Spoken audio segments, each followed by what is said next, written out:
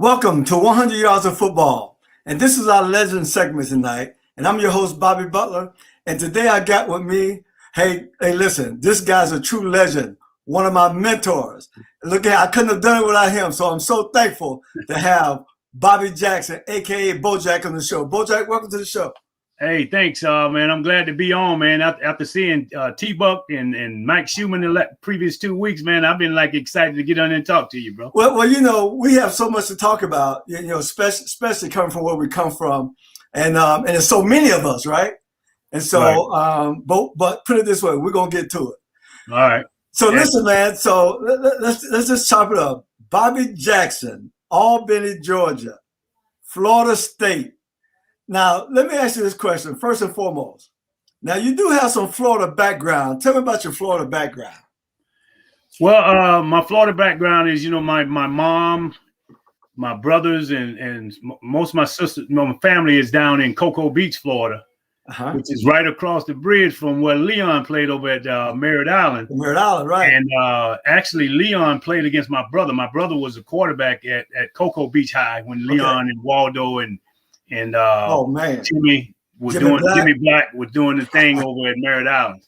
Man, so, what a group! What a group! So now, so you were born and raised in Albany, though? Yeah, absolutely. I was born and raised in Albany, Georgia, which is also the hometown of Ray Charles. Nobody knew that. I don't think most people know that. Yeah. Oh man, that's the legend of all legends, right there. Yes, sir. Yeah, they have a statue of him in the park across the street from a hotel downtown Albany, where he's sitting at the piano and it rotates and it plays his music all day long, bro. All day long? Right on the water, right on the Flint River. Hey, you and I got so much to talk about. Before we move on, I want to give a shout out to the first graduating class of Atlantic High School, my high school, celebrating their 50th class reunion on October 29th through the 31st of this year, 2021. They will celebrate at Atlantic High's football game. They'll have a memorial service at Veterans Park Saturday morning to pay tribute to their fallen classmates, followed by brunch and a scavenger hunt that day. Saturday evening, they will be at the Aloft Hotel, 205 Southeast 5th Avenue, Delray Beach, for a cocktail party, dinner, and dance. And on Saturday, they will attend the church service at Lakeside Christian Church in Boynton Beach, Florida. You can get in contact with Deborah Davis Walker at deborah.walker1003@gmail.com, or her cell number is 305-924-6502. Man, I'm so happy. The first graduating class of my high school. Wow. A strong history, man. Strong history. That is fantastic, man. Strong history, man. So Bojack, let's get back into it. So you were born and raised in Albany, even though you got some Florida background. Tell me about Albany, because a lot of people don't know. I mean, I know back in the past, we know that Albany was a rich community for football players. Talk about Albany and football and basketball, for that matter. Well, in terms of, we have a great history in terms of not only sports, but, the civil rights movement. Martin Luther King, the Reverend Dr. Martin Luther King did a lot of work in the city of Albany and had meetings at a local church there. And it's a lot of rich history. But in terms of sports, I believe, if I'm not mistaken, we have at least, I'm going to say, 10 people from my hometown that are Super Bowl champions, that are on Super Bowl teams. Man, we had the wide receiver with the New England Patriots, and he's from my hometown. From Albany, that's right. Bart Oates, who's I think he's a 2-time Super Bowl champion with the Giants. Wow. And the Philadelphia Stars in the World Football League. Right. I remember championship from there. So I think he has a total of 3 rings. Okay. His brother, older brother Brad Oates played for the St. Louis Cardinals, I believe. Okay. So I'm the first black guy that made it in the NFL from my hometown. And since then we've had Dan Land, where he's actually not from Albany, but he lives in Albany, but he's right down the road. So we claim him. Okay. But, yeah, that's quite. And matter of fact, the last Super Bowl that the New England Patriots won when Brady was there, the offensive tackle, I can't call his name or number, but I found out he's also from Albany as well. So, wow, rich tradition. Then in basketball, we have some guys who played in the NBA. Yes. My teammate Al Smith, well, not my teammate, my schoolmate Al Smith is probably the second coming of Julius Erving. Wow. And, he was a senior. I saw him play like 2 years when I was there, man. That talking about incredible, bro. I worship that guy. Wow. And I see him now, and we still stay in contact. Man, that's cool. And he made me make me what I am today, bro. Right. That's awesome, man. That's awesome. But man, it's amazing, man, because when I got to Florida State in 1977, I never forget this, Bojack. When I knew I wanted to come to Florida State, I had the picture. It was a team photo. And you were down at the bottom. You took the picture on the bottom, right? Right. And I remember I used to look at that team photo and look at you, look at all the DBs, man. Right. I don't know why I used to do that. I used to just look at that picture. It was a whole team photo, and it was like that picture just calling me. All right, you gonna be with these guys. You saw them afros, man. We had a afros, man. And that could have been it. That could have been it. And the thing is, Bobby, and I'll get one of the reasons I went to Florida State is my high school football coach, Farrell Henry, who unfortunately just passed away on September 11th. He just passed. Really? Wow. And he's the reason why I went to Florida State. He was taking me down on so many trips and so forth. But I thought Florida State was a black school. And I'm gonna tell you why. You remember when the basketball team almost beat UCLA? In 71, 72? Right. Right. Well, I was watching that game, and they had those two small guards. I think it was 5'8", 5'9", or whatever. Petty. One name was Petty. Yeah, Petty, yeah. And so I was like, man, I want to go there. That's a black school. And I found out it wasn't a black school. but Florida A&M made up for it. You know what I mean? Oh, absolutely. Right across the track. Yes, sir. Yes, sir. So, well, that's interesting because you were right there in the backyard of Tallahassee. And so, I guess you were privy to a lot because I remember for me, I had a chance to watch Florida State on certain occasions on TV. Right. But I'm going to tell you what really got me. Growing up, I was a quarterback. I played defense too, but I was a quarterback mainly. Right. And, man, I saw Gary Huff play. First of all, I fell in love with the helmet back in the day. You like the helmet with the state of Florida? With the state of Florida on the side? Yeah. Oh man, I love that helmet. And then when I watched Gary play, he was not just a great passer, but he could run the football, scramble, make things happen with his feet. And of course, and I love that. You in the South, we didn't have a lot of guys doing that in college football. Right. So when I saw Gary Huff play, he became one of my heroes. Right. Absolutely. And so I always had Florida State in the back of my mind. And then during the recruiting process, looking at you guys. And it was funny, man. Because I never got a chance to see you play in a game. I never came up on an official visit. Right. Me and my parents, we just drove up there after a high school football game, and I didn't get a chance to meet you. Ivy Joe and Abe were the only two there at the complex because they lived in Tallahassee. It was during the Christmas break. Right. And so I didn't get a chance to meet none of you guys. Well, I was in Albany then. Christmas break. 98, what was it, 80 miles or 90 miles down the road? I got home as much as I could to get grandmama's cookie, man. I know that's right. I was a grandmama's boy, man. Hey, ain't nothing wrong with that. Well, listen, before we get started, because a lot of people, both of us played so long ago. Most people don't remember, right? Right. So what I want to do right now, I want to put on a little bit of your footage, your NFL footage, so people can know about Bojack. Okay. Jeremiah, go ahead and roll the tape.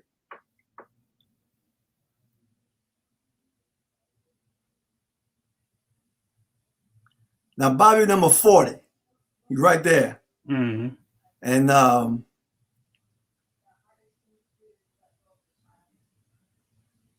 one of the things, Bojack, that I really admired about the way you played, you look slight in build, but you have pretty decent size.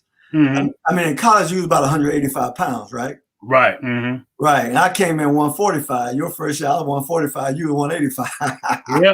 Well, hey, Bob. When I came, I was like 165 in high school. I got Florida State. You know, they put us in that program, man, and I actually bucked up to like 190, bro. Oh wow. And my 40 times went down to like a 4.55. I was like, no, that's not my weight. So yeah.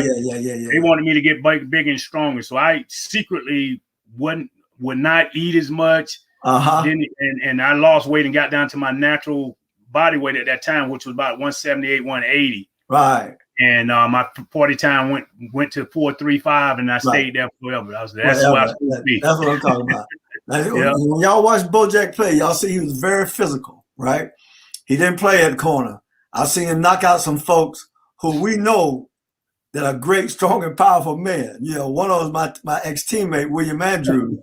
And William don't want you to tell that story. I've never seen William Andrews get knocked out or somebody left him laying on the field. It was always the other way around. But Bojack caught him in Atlanta, man, and put a lick on him, and William laid down on the ground. I'll never forget that. Yeah, so that spoke volumes to me. Well, I had to pay him back, man, because William, I played against William every year in high school when he was at Thomasville. They won the state championship my senior year. Okay. And they would always just thrash us, bro. So that was the only chance. Well, I tell you what, we got him back when I'm trying to think. Was it our senior year? Yeah, your senior year. My first year, you were there in Tallahassee. And they had a backfield of him, James Brooks, and Joe Cribbs. Joe Cribbs was their starting back playing Wishbone, as you remember. They did. And we shut them out. We did. We put that thing on them in Tallahassee. Yes, sir, man. Did. And you know, it's amazing. All three of those backs in that Wishbone were all pro NFL running backs. Absolutely. On Sunday. Absolutely. I mean, it was amazing. They were a great group. Mm-hmm. But one thing about Bojack, he had great ball skills. You know, typically when you get a guy who's very physical, he don't have ball skills. And then sometimes you get a guy with great ball skills, he's not very physical. Mm-hmm. But you possess all of that, man. And, you know, I learned so much from you. I remember watching you, how you took on lead blockers when I got my freshman year. Mm-hmm. And I wasn't used to that because I played safety in high school. It was a different thing. But I learned a lot from you at the position before you got out of there. I learned everything I need to know to go on. I learned everything.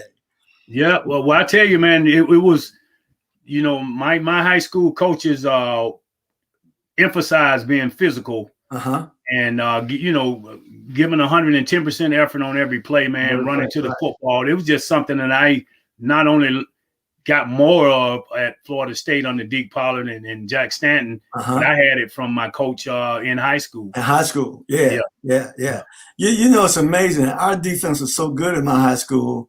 It was a time for me to rest. I played safety. Mm-hmm. And because I really put all my efforts on offense, to be honest with you. I was a quarterback, right? Mm-hmm. And so that was my focal point until my senior year when, you know, we lost some of my teammates to injuries. I had to really step my game up on both sides of the ball. And so you got to know this, Bobby. When I didn't start playing football until I was in the 10th grade, man. I was in the band, bro. What? And playing the drums. And the only reason, and what as fate would have it, man, I went to an all-black elementary school, all-black junior high or middle school, as they call it. And then once I got to high school, they zoned me to go to a predominantly white school. Okay. And their band was horrible. Now, if their band was good, I probably would have played in the band. Right. Wow. The band was horrible.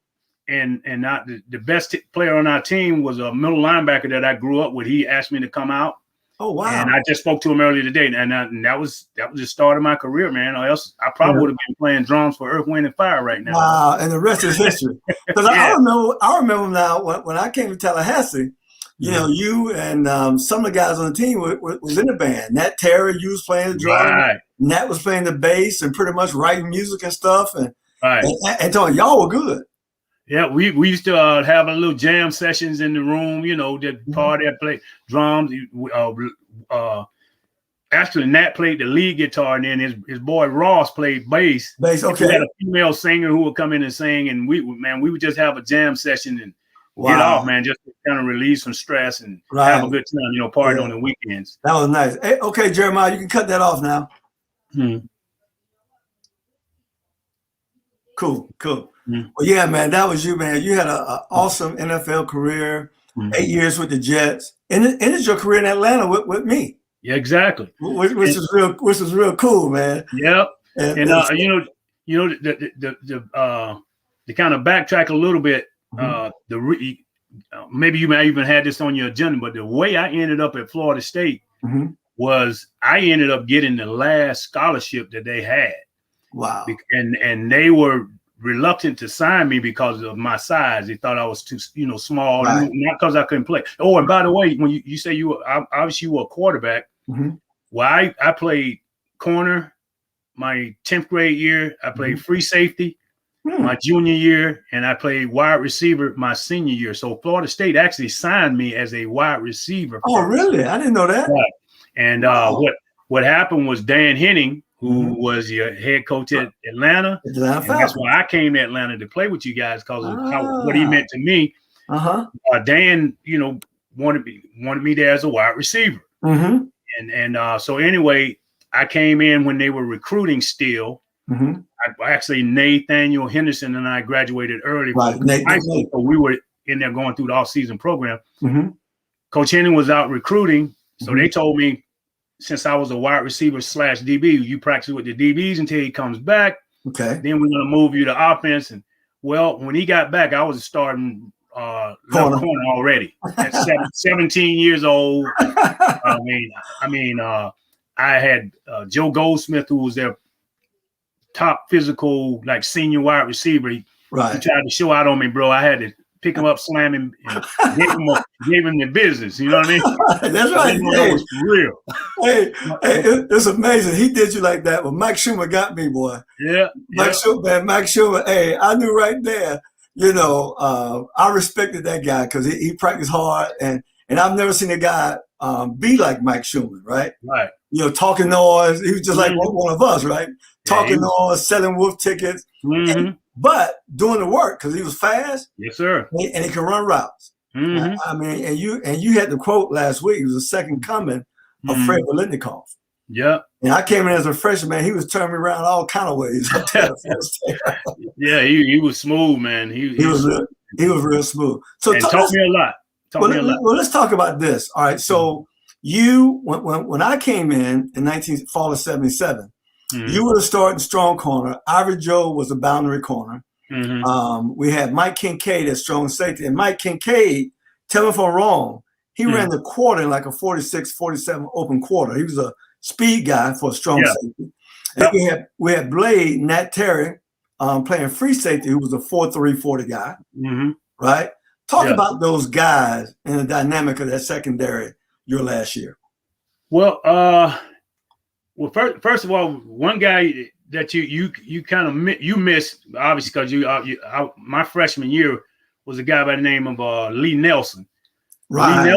Lee Nelson started opposite me as a freshman because Earl Humes, who was the starting corner, got hurt like the first series against the University of Pittsburgh. Oh, wow. And that's how he got his starting job. He went on to play, I think, 12 or 13 years with the Cardinals. Oh, Lee played a long time with the Cardinals. Yeah. St. Louis Cardinals, by the way. St. Louis, there you go. And but getting back to Nat, with Nat, myself, Kincaid, who actually beat me in the 100-yard dash in the intramural game. I was a defending 100-yard champion. And I actually still on the record there. And I had kind of got hurt. And we'll get to this later on, but I got hurt. And I had a hamstring issue. Anyway, Kincaid beat me. I think he ran like a 9.7, 9.8 or whatever. But the point was that, that was me. He and I were roommates, so we couldn't even stand for a week. So I was upset. But however, the relay team of myself, Leon Bright, Hector Gray, and Daryl Sharpton, we tied the fastest time in the 4x1 in the nation. And also Kincaid, not Kincaid, that was a team. That was a frat team, which we had pledged Alpha. So that was our team. Then that was a football team. Right. They also tied. Wow. And we ran the fastest, the fastest time in that year. Obviously, some teams beat it. Right. But we still have that record, and we were just fast as some 4x1 college sprint teams. Right. And if you would have been on it, bro, we probably would have won it. Well, I tell you though, but that's our history, man. I mean, we fast, you know. We can go if we look at when we start talking about Florida State DBs, right? And you and I both know people may say DB University started with you, right? People may say DB University started with me. You and I both know it started a lot sooner than the two of us, right? Because when we go back, even in the 60s, in the late 50s, Lee Carso was a defensive back at Florida State, right? And a lot of people don't know that. You know, the old man sitting on college game day, Lee Carso was a dynamic DB at Florida State. Yes, sir. And then we had some guys in the early 60s, Sumner and a few other guys. Right. And then we fast forward to the late 60s when we started recruiting the African-American athletes. Right. When J.T. Thomas came in. Right. When Eddie McMillan came in. Right. You know, those two guys right there were serious NFL ball players.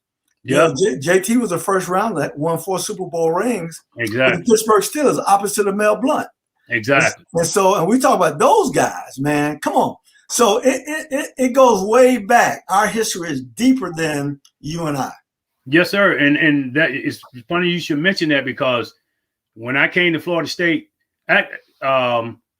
there's a guy, before we get to continue the DB conversation, that was a running back they had by the name of Hodges Mitchell. Okay. Hodges Mitchell should have been the first 1,000-yard rusher for Florida State. He ended up with like 900 and change, almost 1,000. Wow. But the first person, you know, obviously was Larry Key. Larry Key, my teammate, we came together. Was the first 1,000-yard rusher at FSU. But I got a chance to meet JT because he and Burgess Owens were good friends, and Burgess was from Tallahassee. So he would come over and they would work out in our facilities. Okay. And JT would bring, you know, Burgess with him. I got a chance to chop it up with him. And right. You know, and brother, here's the thing that's I guess impactful is I got to look at him and see how he was built and what he did and his work ethic and so forth. And that's when the dream came for me that, man, maybe I can be almost as good as this guy. Right. And, you know, I got some advice from him and so forth. And that's really where it starts, man. And another kid by the name of Larry West, he's a University of Georgia defensive back. He went to my high school. Okay. The reason I bring his name up is because I would see him come home in the off season and run stadium steps and work out on his own. And I was like, wow, in the hot Georgia sun, bro. I was like, man, so that's what it takes. It's not just what you do during the time. You got to do some extra. Now we're talking. When he graduated and went to Georgia, I followed his career. He was a great DB there. I did what he did. I got the key to the coach gave me the key to the weight room. I could let myself in and out whenever I wanted. And I worked out on my own, bro. Oh, wow.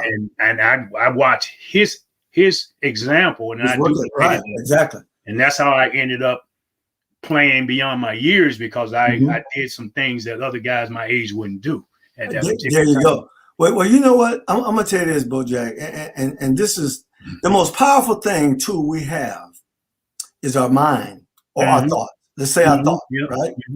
It's the only thing we truly can control is our own thoughts. Right, exactly. Okay? And once the mind can conceive it, it can be achieved. And once we can see it happening, we can see somebody else, you know, because I can remember with you, some of the things I learned from you as a true freshman. And then when you got drafted, right? See, people don't understand. When you're the next in line, that does something to you. Exactly. The guy before you go head on. And then forget that. You didn't just get drafted. You were an instant starter in the league.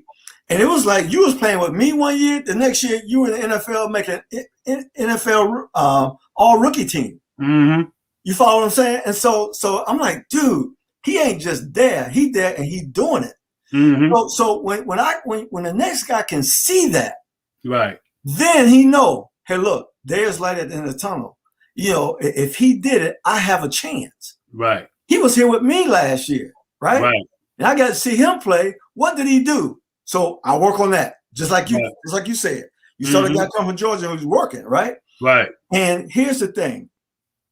It takes that extra work. It takes that effort. You know, you talk about that. And then when I used to go home in the summer, I was privileged in Delray Beach to work out with guys who were playing the league. Right. You know, you remember a guy named Barry Hill, played free safety for Miami Dolphins? Oh, yeah. Well, Barry's from Delray. Okay. I used to work out with those guys, man. Okay. Charles Cornelius. Okay. He played cornerback from Bethune-Cookman and played with the Dolphins, 49ers. I got a chance to work out with those guys. Right. And I'm seeing these guys play on the next level, and I'm working out with them. Right. So my thought process was, okay, that's possible. Because I can remember this like it was yesterday. I've been dreaming about playing pro ball since I was 9 years old. Right. All right. So that was far in between, right? But my thoughts were like that all the time.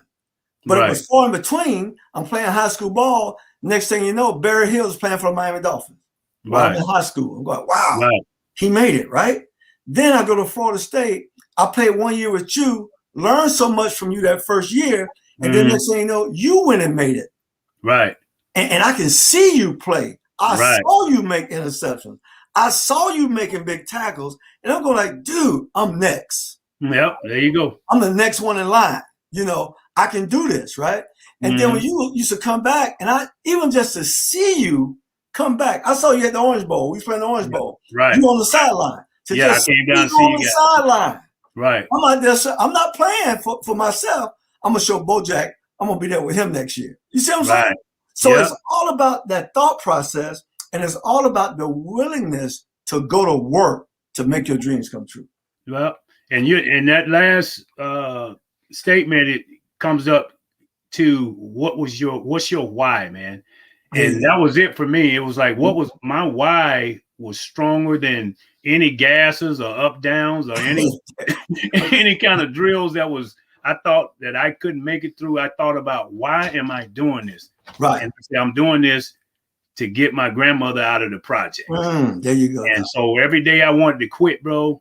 And matter of fact, a time came. Oh, and the other thing was, I thought I was slighted because state didn't want me because they thought I was too small. Not that I couldn't play. Right. Small. They wanted Big Nay Henderson, who was, Big Nay was a giant. They told him that if they didn't sign me, he wasn't coming. Oh, wow. See? I found that out. And so they took me. It was a package deal. So I was like, package deal. That's cool. I said, I got to prove to them that they made a mistake. Right. And so, as you know, I started 4 straight years and only missed 1 game in 4 years. That's right. And I think I was one of the first ones to do that. Oh, but it wasn't because of how great I was. It was because at that time, Marshall had that tragedy when the whole team was killed in that plane crash. Right. It changed the rules in the NCAA that allowed freshmen to play right away. Exactly. Marshall. So that's how when I came in, and that's why I was able to play as a freshman. So that happened when you first came in. Yeah. Because I remember JT Thomas and Eddie couldn't play their first year. Right. They couldn't play their first year. Right. Man, that's powerful. And so you look at it. I hear guys tell me, I was down at Florida State for the spring game last year, and I had Dedrick Dodge tell me. Remember him? Safety, great player, played for the 49ers. He's a great guy. Matter of fact, he's on the south side of Atlanta now. Okay. But Dedrick Dodge was telling me how when he came in at Florida State, they had your picture, my picture, just a few of us who was playing the league up in their office, in the weight room, so they can just see our picture all the time. He said, "I come out and just look at y'all, man." Wow. And he'll say, "I'm next." Yeah. See, that's power. There's power in that, man. Yeah, it is. Then if they ever saw either one of us, they look at our body build, they go, "That's him." They be mad. That little dude right there. Hey, Bobby, speaking of that, we when we won I'm trying to think, was it when we won Tangerine Bowl my freshman year? I think Fred Biletnikoff came to the banquet. And I made a purpose to go stand by him and measure him up, and in my mind, I'm like, I will kick his butt. You're right. He ain't that big. That was giving me more confidence to say, man, if this guy could do it, maybe I can do it. You know what I mean? Exactly. And it's a lot of other small guys who played in the NFL that I saw on Sundays, when I was a kid coming up. And I was like, man, if he can do it, maybe I can. They gave me belief, bro. He gave you belief, man. And that made me work hard. But there it is. It starts in your thought. You see him, you see it. Once you can see it, and conceive it, you can achieve it, man. And it's just time to go to work. Yep. And so I hope everybody's listening to what we're saying, because that's the most important thing. And here's another key too. One thing, and this is a life lesson. This is not just about football. This is life right here. Right. I don't care what it is you're doing. You got to have enough passion for what it is you're doing that nobody can make you quit. Right, exactly. Now, you might feel like doing it, but I don't care what they're doing to you. I don't care what if the coaches like you, you don't like you, the coaches can't make you quit. Exactly. See, and you got to have that kind of fortitude when you're doing this thing, because football is not easy. If it was, everybody do it. If it was, everybody do it. Yep. Who wouldn't want to be an NFL player playing on Sunday? Who wouldn't want to do that? Everybody would, but everybody can't do that. Yeah. And most people are not willing to pay the price. Even guys we play high school football with, guys who always said they want to make it, at a point they just wouldn't. They're not willing to do what it would take. I think Mike Tyson. I think it was Mike Tyson who said, everybody feel like they can box or some of them until they get punched in the mouth. Then all that technique and all that style and all that courage goes out the window, bro. Hey, I'm gonna tell you something. Some people can look great coming out of the locker room. Some teams, all that hoopla, but then after you hit them in the mouth, and it's a full 4 quarters of that. There you go. It ain't so tough no more. You know what I mean? I remember, Bojack, watching you take on lead blockers, right, in practice. And even though you weigh more than me, how tall are you? They say I'm 5'9". 5'9", you're 5'9", 5'10", somewhere like that, right? So I'm about an inch taller than you, right? Yeah. So I used to look at you like you were smaller than me, and I'm going like, well, how he do that? Right? And I'm going like, now I weigh $145. I got the nerve to think somebody's smaller than me, right? but I used to see you, man, because we used to do half line. I don't know if you remember this. We would do half line because, in college, everybody ran options back in those days. Right. And so we had to come up. All right. And when you play strong corner, you'll be way out there to the field. The way we played it, I don't know if you remember, we take that little read step, and they do a toss or the ball come down the line, quarterback come down the line, that tight end block, we coming from way out yonder. Yeah, exactly. You got a lot of space. For run support, right? Right. And so, man, I should watch you go in there and just blow up the fullbacks. I go, man, how that dude doing that? So here's what I did. I never forget it. I never forget when my time came. I put my mouthpiece in. I said, I see what he's doing. He going 100 miles an hour. And just colliding. So my time came. That I took my read, and it was cloud support. And I took off, run to that lead back as fast as I could, and went bam.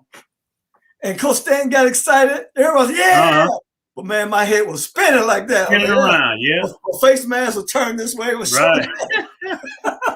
That happens, bro. But guess what? I kept doing it again and again and again. Right. And then all of a sudden, I got real good at it. Exactly.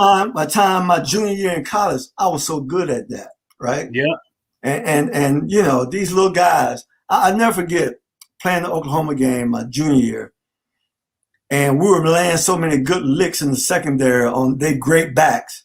Right. And the commentator was saying, I mean, they're hitting, but they can't keep this up. Well, yes, we do this all day, every day. And people forget that in practice, we had guys like Larry Keys. Larry Keys, let me tell you something. Larry Keys was a hard dude. Yes, sir. And he was strong. I mean, he was over 400 bench presser. Yes, sir. He left half his finger in that weight room one time. You remember that, right? Yep. And then we had a fullback, running back named Mark Lyles. Right. Mark Lyles was 6'4", about 235, 240. And so we got to go live with these guys every day. Every day. I'll never forget, man, Bojack, my first day in pads as a freshman. And I remember this. I got to talk about you real quick. I remember this because my high school coach had groomed me to be a leader, right? Mm-hmm. And part of being a leader was to go to the front of the line. Right. So that's all I knew. And everything we did, the first day of praise, I went to the front of the line and you snatched me back. Freshman, where you going? I did that. Hey, we did footwork drills. I went to the front of the line. Y'all snatched me back. Get your butt back in line, freshman, right? So, but I knew no better. So when we did open field tackle the first day, I'll never forget it, man. So I don't know who went with Larry Keys, but it was going to be you, Nat Terry, Kincaid, or Ivor Joe. Mm-hmm. And I'm going down the list. But as I'm counting, when I get close, I'm counting to see who I'm going with. Mm-hmm. And I count, and I'm going against Mark Lyles. Yeah. 240. This is my first practice in pad. I'm telling you. And so I'm thinking, I said, I know what he's going to do. He's going to try to run you over. Yeah. Because I'm 140 pounds. I know what he's going to try to do. Mm-hmm. So I never forget, Bojack. They blow the whistle. I went there and took my side. I broke down, and he was, he long-legged. Mm-hmm. He took a step toward me, and I just got in his legs and wrapped him, brought him down. Mm-hmm. Bro, I can't tell you what that did for me. Hey, that's what it's all about. That's what it's all about, bro. I can't tell you what that right there did for me. Now, I haven't asked Mark this to this day. I need to call him and ask him. Was you trying to do me a favor? Or you didn't want to hurt me? Because if it would have been me, I would have looked you up and ran you over. Yeah, well, see, that was I always tried to go against Larry Key. Every time he was up, I wanted to go against him. He was the best. Yeah, he was, and we had a thing because Larry, we had some off the field issues, so we, because Larry was. You want to go at each other? Yeah, so I wanted to go at him and let him know. But hey, that's after I had got my bench press up to like 300. I bench press over 300. Mm-hmm. That's how I got the strength needs to run. Yeah, the strength to take on them blockers. So I would get that 4-3 going and hit them with that 300 plus bench press with the right leverage. Hey, you can't lose. Plus, you hit them, especially them guards. You hit them before they square up. Yeah, before they get started. Exactly. Yeah. So let me ask you this, Bobby. You so when you were in college, what was the most you benched when your senior year? About 315. 315? Yeah. Man, see, I was way behind the 8 ball. Mm-hmm. So remember, when I came in my freshman year, I benched 165. That was my max. Wow. Yeah. Okay. Well, let me say this. It was the first time I ever lifted free weight, period. Right. So in my high school, we had a universal machine, a knowledge machine. Right. So we didn't have free weight. So, I was dealing with all that balance and things like that. I couldn't control the bar. Right. But before I left, I got up to 275, max in 275. But when I got to the NFL, that's when I got to 3 1/4. There you go. Because I went to work. It was always a weak place for me. Right. So when I got in the league, I kept working. And then I got my bench press up, and then I can move 225, 15, 16 reps. Mm-hmm. So I had a ride. But you got to work on those things that you don't want to work on. Right. Well, see, like our high school, we lift free weights in high school. Really? So I was used to benching then. That was the difference. I was used to. That's a big difference right there. Mm-hmm. I tell you that right there. So so cool, man. So you get drafted in 1978. Spring of 78, and you go to the New York Jets. So tell me what that experience was like for you. You go up there, you're playing with Richard Todd, you're playing against Wesley Walker. Wesley Walker was there a few years before you got there, right? Yeah, he was only 1 year. Right. 1 year ahead of me. All right. And who else you had on the team? Raymond Chester was on that team? No, Jerome Barkham. Tight end. Yes. And but Wesley Walker was the number one deep threat in the NFL. Yes. When the rookies come in, the veterans not in yet, and they showed the highlight film from the previous year. Right. Man, Wesley, his touchdown catches was not short ones. I mean, he bumped 70, 80. And when I tell you there was no defensive back in the picture, and he caught most of them passes, it was incredible. So I was like, I got to practice against this guy every day. And absolutely. And so when he came into camp, I'd established myself and so forth as good corner. Mhm. But I say I'm gonna find out whether I belong in this league when I play cover Wesley. And sure enough, 1-on-1, me and him, and I know they were going deep at some point. And when I outran him and almost intercepted the ball, then that my confidence went up. Just as fast as him. That's and it. That was it then. That's it, bro. That's it. He'll tell you we battled every single day, man. But he got me ready for games as well as I got him ready against, who he had to play against. Because it's amazing when you came in the league. I think that was the time when we had the shift. Yeah, that was the year that they instituted the 5-yard bump rule. 5-yard rule. Year. Right. So what that did for guys like me and you, it changed the league and what they were looking for as far as corners. Right. They needed guys now who can run.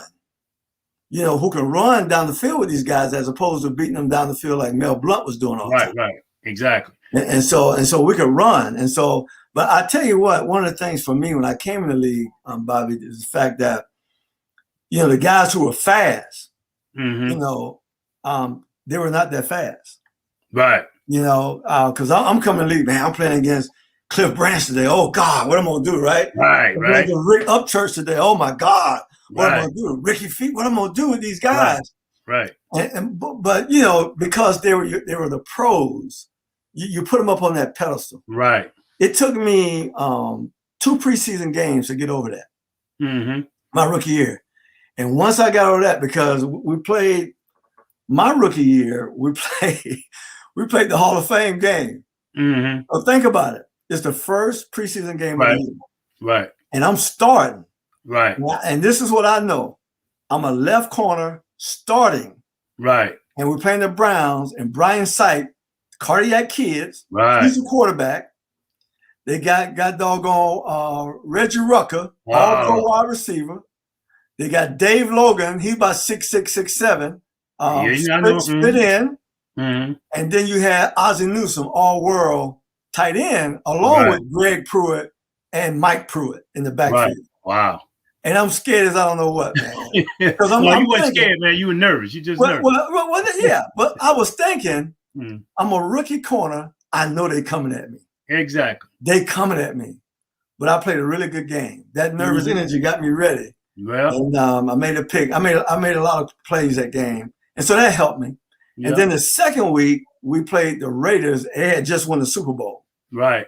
And so I'll never forget that game out of Oakland. I get dressed early. Because all I want to do is see Lester Hayes come out the locker room. Right.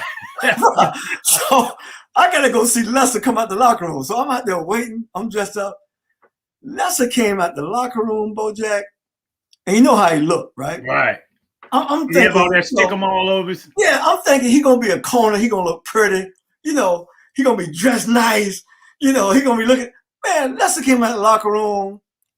His shoes were old shoes. They were turned over on the side already. This is their first preseason game. Wow. So he probably played with last year's shoes, right? Right. He got on hand pads. Right. Yeah, and exactly. He got stick them all over his body. All over, yeah. And he couldn't even buckle his belt buckle. His belly was hanging over his belt. I'm like, huh? That's Lester Hayes. Hey, Lester was a unique guy, man. He was a totally different guy.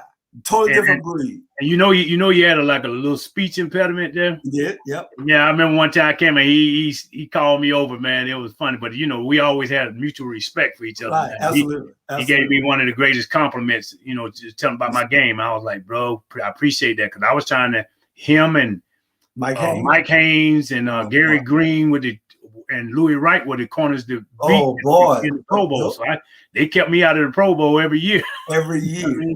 Every year. Yep. That got doggone Mike Haynes and Louis Wright. Mm-hmm. I mean, they were just beautiful athletes. Mm-hmm. Guys 6'2", 6'3". Matter of fact, before I forget, because all that head injuries, you forget stuff. Sorry for cutting you off. When we had the strike game in the 82 season. My second year. Yeah, okay.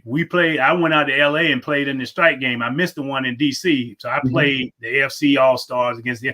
And the secondary what we had was myself and Louis Wright at corner, Mike Davis and Burgess Owens at safety. Woo! Ooh, what? And we kicked some butt, man. We won the game. We were supposed to go to Toronto and play the winner of the game in DC, but that's when they still settled the strike, so we never got a chance to play. Right. Wow. But that was like highlight of my life, man. Playing with Louis Wright at the other corner and Mike Davis and we had what's the running back that played for the Chiefs that got drowned. Joe Delaney, my boy. Joe Delaney. I was like, that's when I got to hang out with Joe Delaney and the big defensive end from the Chiefs, 6'7". Oh my God, you know what I'm talking about. Buck Buchanan? No. He's sick. But anyway, that's when I got to play with guys on the same team. Man, I just had a ball, man. I hate it when the strike ended, bro.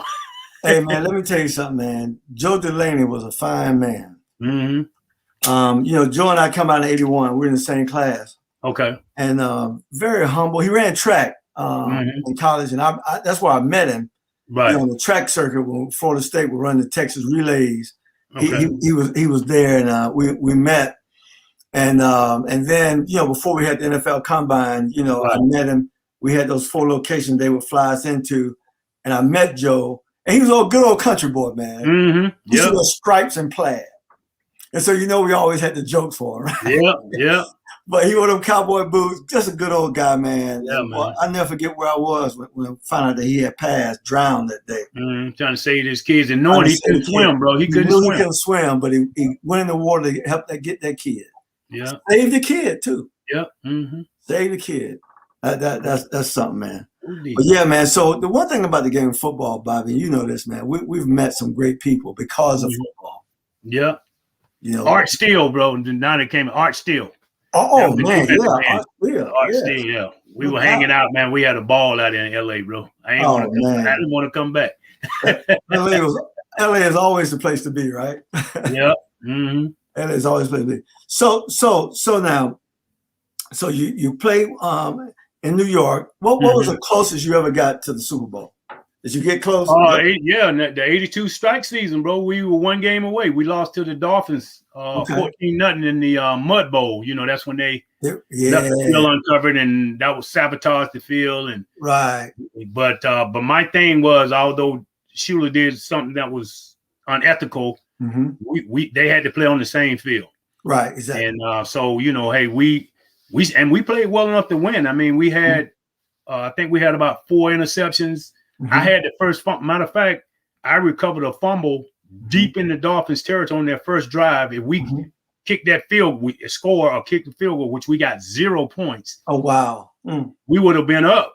And like I said, we ended up losing 14-0, and 7 of those points was AJ Dewey intercepting the pass and running in for touchdown. So we only gave up 7 points on defense. Oh wow! Yeah. We beat the number 1 team in the AFC the week prior, which was the Raiders out in LA. We beat them. So, but anyway, that was the closest I got, and never got close again. We made the playoffs a couple more times, but never got 1 game away from the Super Bowl. It's amazing. Back in our day, there was no free agency. And so it was hard to leave a team if if you're playing well there. You just can't leave your team and go play and put yourself in a position to win. Right? You just got to stay where you stay until they release you. And back then, there was not a lot of trades. They could trade you, but it wasn't a lot of that going on. So if you're around, you may end up playing like I did, 12 years on one team. Right. Well, I played on 1 winning team in 12 years. Wow. That's enough for a man to go crazy. and who really opened up the free agency was Al Davis. Al Davis from the Raiders started trading for other teams' players, and that's when he fell into bad favor with the league because he knew what he was doing. He was about just win, baby. Al Davis wanted to win. He wanted to win, and basically it was collusion. When those owners have those meetings that they go to, these are the things that they talk about. And Al was against all of that. Exactly. And that's why he was called the Maverick of the owners. Right. Exactly. Yeah. But the guy wanted to win. I mean, and that was his motto: just win, baby. Just win, baby. Yeah, just win. Matter of fact, my uncle's in Las Vegas right now. Because he's a big Raiders fan, and he's out there, they're playing that first game in LA. I mean, in the Vegas. Right. So I called him. I said, man, make sure I see you on TV tonight, bro, because he's the biggest Raiders fans ever, bro. Wow. Well, it's amazing. My son got drafted by the Raiders in 2000. What was that? 13. Okay. And so, so I got a chance to go out to the old Oakland Raiders stadium a lot to see him play. Right. And it just brought back a lot of memories. And, Al Davis, thinking about Al Davis up there in the stands. And, and Willie Jones, our teammate Willie Jones. Willie Jones was out there, man. I had a buddy from Florida, Ted Watts, was drafted my year, was out there for a couple of years. He's a first-round pick out of Texas Tech from Tarpon Springs, Florida. We played in the high school all-star game together. Right. And Oakland was the bad boy team, man. Yep. Yes, sir. They were the bad boy team. So when you played them, you better get with it. So I never played Oakland in Oakland. We played them in LA. Really? Yeah. Okay. They had moved to LA. After they had moved to LA. When they played us, when we played them in New York. I was covering Club Branch and all that, but it was in Oakland then. But we never went to Oakland and played. We went to LA playing. Yeah, I had the privilege of playing both in Oakland and in LA. In LA, they played in the Coliseum. Right. Exactly. Yeah, with Southern Cal play. And that was an experience too, because they've been playing football in the Coliseum since matter of fact, the first Super Bowl was played in the LA Coliseum. It was one. I know we were kind of getting short on time, but there's a story I wanted to tell you. Okay. My senior year, I almost didn't happen, bro, because I was heavy into the martial arts, so I'm taking karate, and I end up throwing a kick, man, and tearing all of my muscles in my butt. Okay. Right before reporting to camp, bro. Oh man. So as you remember, I remember you were like hurt. Right. I was hurt. And see what happened was I never reported that to the staff. Oh, okay. So first of all, bro, I thought I had flunked out of school. So I left and went home. And they found me. I don't know how to this day, bro. I don't know how they found me, because I was at my aunt's house and they found me there. And they said, hey, you didn't flunk out. You need to come back. And as soon as I came back, the first thing they did was demote me to third string. Right. I don't know if you remember that. Well, you know who did that, right? Oh yeah, Jack. Yeah. Jack Stanton did that. So make a long story short, I had and on top of that, I'm demoted to third string. I got Jack was an avid runner. Him and Henshaw. I used to have to run around after the practice. Right. When y'all go in, I'm running with Jack around the field, laps around the field. And he tried to kill you too. And he would lap me, bro. That's how bad my leg was. By the time, right before we played Southern Miss in the opener, I was feeling good. Right. And I lapped him. And each day they had moved. I had moved from third to second team, but you was still starting. Right. So I wasn't mad at you. I was like mad at him and me for what I did. So basically that night before the game, me and Kincaid were roommates. Jack Stanton comes in, bed check. So he comes in, sits down. He ain't look in and say, hey, we in. He came and sat down. I knew something was up. I said, something's up. So he wouldn't even look at me, bro. He was like, he said, Bobby, you think you can start tomorrow? I said, well, I only started for the past 3 years. I think I can handle it. He said, all right, well, you start. So fast forward, we kicked Southern Miss, but went on to win the Tangerine Bowl. Years later, when I see Coach Bowden, God rest his soul, and Coach Stanton, and my high school coach who passed, he said, I said, Coach, I'm curious. I said, what happened for me to get my job back? And he said, well, Bobby, you know how he talk. He said, I was, we was in a coaches meeting. I was on the board. He said, there's two. He said, I think he said in football, he said, you got plow horses and you got thoroughbred. He said, Bobby Jackson, a thoroughbred. That's why Jack put me back in the starting, because else I would have been back up there the whole year, I believe. Well, one thing about Jack Stanton, right? He was hard on everybody. He didn't have no favorites. Yep. And it had to be done his way. You got that right. All right. And so what happened was I came in, I'm just out there playing, and I'm just playing, doing the best I can. Right. And I'm in the starting lineup. Mm-hmm. And then, so when it comes time to the game of the week of the game, Uh-huh. I'm with the that was the team. thing I was going to ask you. When did you find out that I was starting or that you was playing? Yeah, that I was playing. When I went out when we went out of the locker room. Really? That's when I found out. Wow. I didn't know until game time. Wow. So I'm getting ready to play. Mm-hmm. I'm getting ready to play, and in the locker room, Coach Stan came to me and said, "We're gonna start Bobby Jackson today." I said, "Okay," just like that. Mm-hmm. And I never forget it. I'm so glad though. Let me tell you what I did. This is funny, right? Mm-hmm. People got to understand when you come from the different places that you come from in life, right? Right. We had the pregame meal, Bojack, mm-hmm. and I saw all that food in there. And I just love pancakes, man. Uh-huh. And so I'm in there, and you can eat all you want to. Right. Nobody say, well, they don't fix the plate for you. Right. You fix pregame meal with a football team. You eat all you want, Right. And I go in there, man. I had pancakes stacked on my plate, man. And I had the butter and the syrup, and I had milk, and I'm just drinking pancakes and eating pancakes and drinking milk. Right. This is no joke. So when we went out and we lost the coin toss, and we went on defense. So the kickoff team had to go out. Right. Bojack, my stomach was turning so bad. We should get down in 3-point stands on the kickoff team. Right, I remember. I could not put my hand down to get in 3 points. You ate that many pancakes, Mike. Bro, I'm like, now I'm glad I ain't playing. Yeah. Because, man, I don't know. I got to go back in the locker room. Mm-hmm. But I went out there, ran down there, man, and next thing you know, it went away. And so I always tell that story how, man, I couldn't even put my hand in the dirt. I run down on the kickoff team because I ate so many pancakes and drank all that milk before the game, right? Yep. But let me tell you something about that game. So I did get a chance to play that night. Mm-hmm.